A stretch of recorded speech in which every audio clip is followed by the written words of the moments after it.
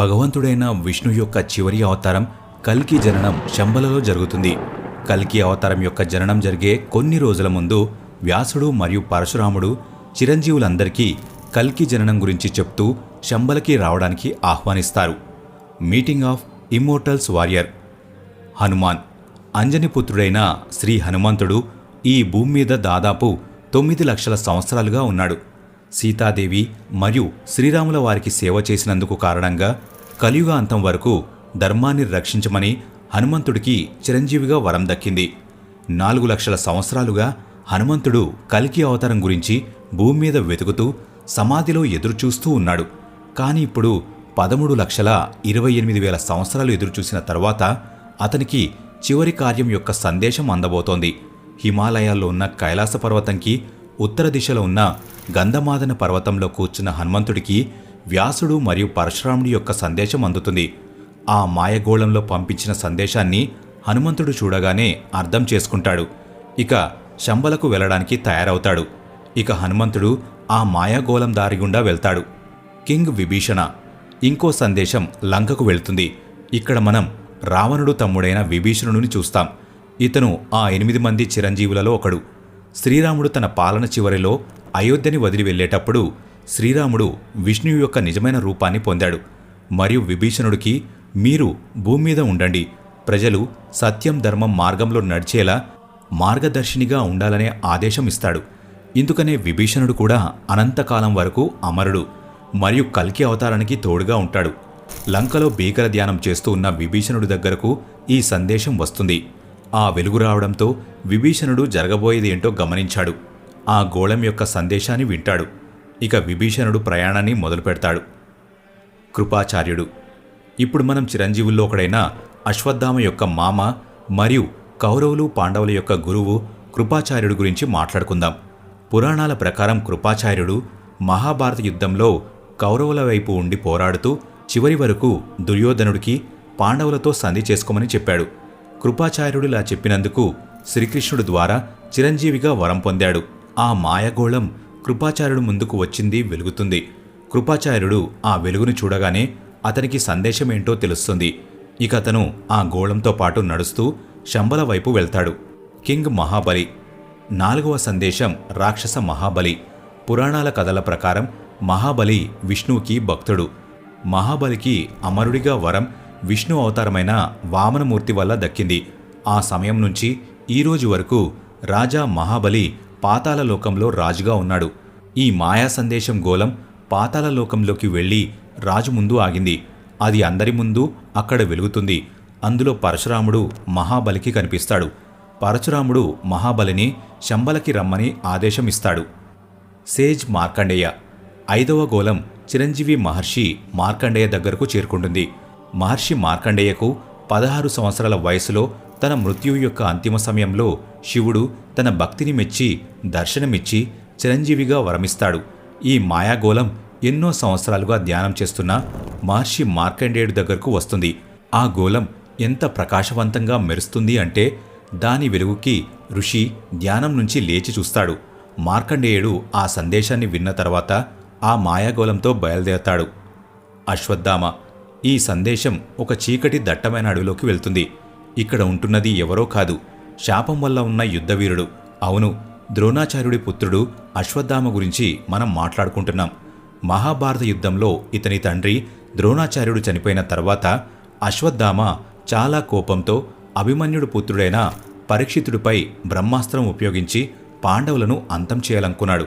ఇది చూసి భగవంతుడైన శ్రీకృష్ణుడు అశ్వత్థామకి నువ్వు కలియుగం అంతం వరకు ఈ భూమి మీద కుష్ఠిరోగిగా ఉంటావని శపించి అతని తలపైన ఉన్న మణిని లాక్కుంటాడు. అప్పటినుంచి ఇప్పటి వరకు అశ్వత్థామ తన శాపం కారణంగా భూమి మీదే ఉన్నాడు. ఇప్పుడు ఆ మాయాగోళం అశ్వత్థామ దగ్గరకు వెళ్తుంది. ఇక అశ్వత్థామ ఆశ్చర్యపోయి కళ్ళు తెరిచి చూస్తాడు. ఆ గోళం నుంచి వ్యాసుడు గొంతు వినిపిస్తుంది. వ్యాసుడు, శంబాలకు మీ అవసరం వచ్చింది, మీరు ముక్తుడయ్యే సమయం వచ్చింది. మేము పంపించిన ఈ మాయాగోళం మీకు మార్గదర్శినిలాగా పనిచేస్తుందని చెప్తాడు. సందేశం వినగానే అశ్వత్థామ లేచి నొప్పితో భారీ గొంతుతో, మీరు నా సహాయం కోరుకుంటున్నారు. నేను ఇన్ని సంవత్సరాలుగా ఇక్కడ నొప్పిని అనుభవిస్తున్నాను. ఒక్కసారి కూడా మీరు నాకు సాయం చేయడానికి రాలేదని అంటాడు. అప్పుడు పరశురాముడు, అశ్వత్థామ, నీ బాధ మాకు తెలుసు, కానీ ఇది బాధలు మాట్లాడుకునే సమయం కాదు. మీ నొప్పికి విముక్తి కలుగుతుంది. రండి, మనందరం కలిసి అధర్మాన్ని అంతం చేద్దాం. ఈ మాట వినగానే అశ్వత్థామ చాలా కోపంతో బాధపడుతూ కన్నీళ్లతో ఆలోచిస్తాడు. నేను శంబాల వెళ్తాను, కానీ క్షమాపణ కోరడానికి కాదు. నా బాధకి ప్రయోజనముందా అని తెలుసుకోవడానికి శంబాల వెళ్తాను, కానీ నేను ఈ శాపాన్ని అంత సులభంగా మర్చిపోను. Union of immortals. అందర్నీ చూసిన తర్వాత పరశురాముడు అశ్వత్థామ ఎక్కడా అని అడుగుతాడు. అవతార్ కల్కి. ఇక్కడ శంబలలో కల్కి అచ్చం కృష్ణుడిలాగా చిన్న వయసులోనే ఎన్నో అద్భుతాలు చేస్తూ అక్కడి ప్రజలను ఆశ్చర్యపరుస్తాడు. కల్కిని అక్కడ ఉన్న ప్రజలందరూ ఇష్టపడతారు. చివరికి జంతువులు, పక్షులు కూడా అతన్ని ప్రేమిస్తాయి. కల్కి పెరుగుతున్న కొద్దీ తల్లిదండ్రులు కల్కి చేస్తున్న పనులను చూసి ఆశ్చర్యపోతూ ఉంటారు. కల్కి పెద్దవాడవుతున్నాడు. విష్ణుయాసుడు కల్కిని ఎంతో శ్రద్ధగా పెంచుతూ వేదాలు నేర్పుతూ సంస్కారవంతుడిగా తీర్చిదిద్దాడు. అతను కల్కిని పిలిచి, నీవు ఇప్పుడు ఒక మంచి పండితుడి దగ్గర విద్య నేర్చుకోవాల్సిన సమయం వచ్చింది అని చెప్తాడు. అయితే ఆ గురువుని నీవే వెతుక్కోవాలని చెప్పాడు. నీవు హిమాలయాల్లో ప్రయాణం చేయి, అక్కడ నీకు నీ గురువు దొరుకుతాడని చెప్పాడు. హిమాలయాల్లో కల్కికి ఒక గొడ్డలి చేతిలో పట్టుకున్న వ్యక్తి కనిపిస్తాడు. అతను ఎవరో కాదు, విష్ణు అవతారమైన పరశురాముడు. కల్కి నాకు విద్యను నేర్పించండని పరశురాముడిని అడుగుతాడు. పరశురాముడు ఒప్పుకొని తన ఆశ్రమానికి తీసుకువెళ్తాడు. మహేంద్రగిరి పర్వతం పైన కల్కికి పరశురాముడు శిక్షణ ఇస్తాడు. కల్కి పరశురాముడు ఆశ్రమంలో ఎన్నో విద్యలు నేర్చుకుంటాడు. ధనుర్విద్య నేర్చుకుంటాడు, ఖడ్గ విద్య నేర్చుకుంటాడు, యుద్ధ విద్యల్లో ఎన్నో అద్భుతమైన విద్యలు నేర్చుకుంటాడు. చివరిగా కల్కిని పరశురాముడు హిమాలయాల్లో ఒక పవిత్రమైన ప్రదేశంలో పరమశివుడి కోసం తపస్సు చేయమని చెప్తాడు. కల్కి ఘోర తపస్సు చేసిన తర్వాత శివుడు ప్రత్యక్షమవుతాడు. అప్పుడు శివుడు కల్కి కోసం శక్తివంతమైన గుర్రాన్ని ఇస్తాడు, ఇంకా ఒక తెలివైన చిలుకను ఇస్తాడు, ఇంకా ఎంతో శక్తివంతమైన కత్తిని ఇస్తాడు. ఇది చాలా శక్తివంతమైనది, దీన్ని ఎవరూ విరగ్గొట్టలేరు. అంతేకాదు, కల్కి కాకుండా ఇంకెవరూ ఈ ఖడ్గం లేపలేరు. కల్కి పూర్తి శిక్షణ పూర్తయిన తర్వాత పరశురాముడి దగ్గరికి వస్తాడు. గురువుగారు, మీరు నాకు నేర్పిన విద్యకి ప్రతిఫలంగా గురుదక్షిణ ఇవ్వాలనుకుంటున్నానని చెప్తాడు. దానికి పరశురాముడు, నువ్వు నా ప్రియ శిష్యుడివి, నువ్వు నాకు గురుదక్షిణ ఇచ్చే అవసరం లేదు. కానీ నాకు గురుదక్షిణ ఇవ్వాలనుకుంటున్నావు కాబట్టి లోకం దుర్మార్గంతో బాధపడుతుంది. ప్రజలు ధర్మాన్ని మర్చిపోయారు.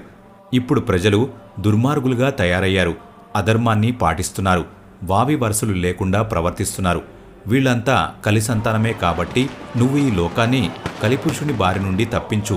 నువ్వు నేర్చుకున్న విద్యతో కలి సంతానాన్ని, కలిని నాశనం చేయని చెప్తాడు. ఇదే నువ్వు ఇచ్చే గురుదక్షిణ. ఇక కల్కి, నేను కలి సంతానాన్ని ఈ భూమి మీద పూర్తిగా అంతం చేస్తాను అని మాట ఇస్తాడు. ఇదంతా జరిగిన తర్వాత కల్కి తన ఇంటికి ప్రయాణిస్తాడు. అప్పుడే తన చిలుక కల్కితో ఇలా అంటుంది, ఇంటికి వెళ్లే ముందు మీరు ఒక శుభకార్యం చేయాలి. సింహాల అనే రాజ్యంలో ఒక కన్య ఉంటుంది. ఆ కన్యని మీరు పెళ్లి చేసుకోవాలని చెప్తుంది.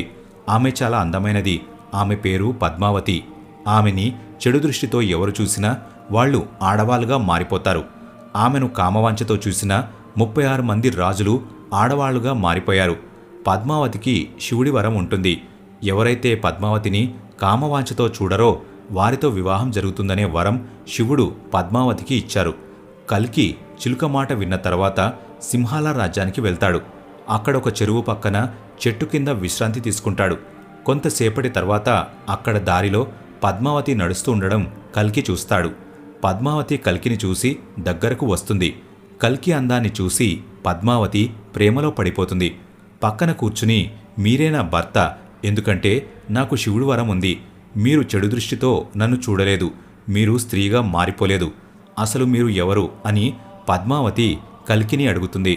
అప్పుడు కల్కి, నేనే రాముడిని, నేనే కృష్ణుడిని, నేనే కలియుగాన్ని అంతం చేయబోయేది, నేనే సృష్టిని అని చెప్తాడు. పద్మావతి విష్ణువుని దర్శించుకున్నందుకు ఎంతో సంతోషిస్తుంది. నిజానికి పద్మావతి ఎవరో కాదు, సాక్షాత్తు శ్రీ మహాలక్ష్మి అవతారం. వీరిద్దరికీ వివాహం జరుగుతుంది. ఇంతే ఫ్రెండ్స్, ఈ వీడియో మీకు నచ్చినట్లయితే ఈ వీడియోకి ఒక లైక్ కొట్టండి. అంతేకాదు, మన ఛానల్లోకి మీరు కొత్తగా వచ్చినట్లయితే ఇప్పుడే సబ్స్క్రైబ్ చేసుకుని పక్కనే ఉన్న బెల్ ఐకాన్ని యాక్టివేట్ చేసుకోండి.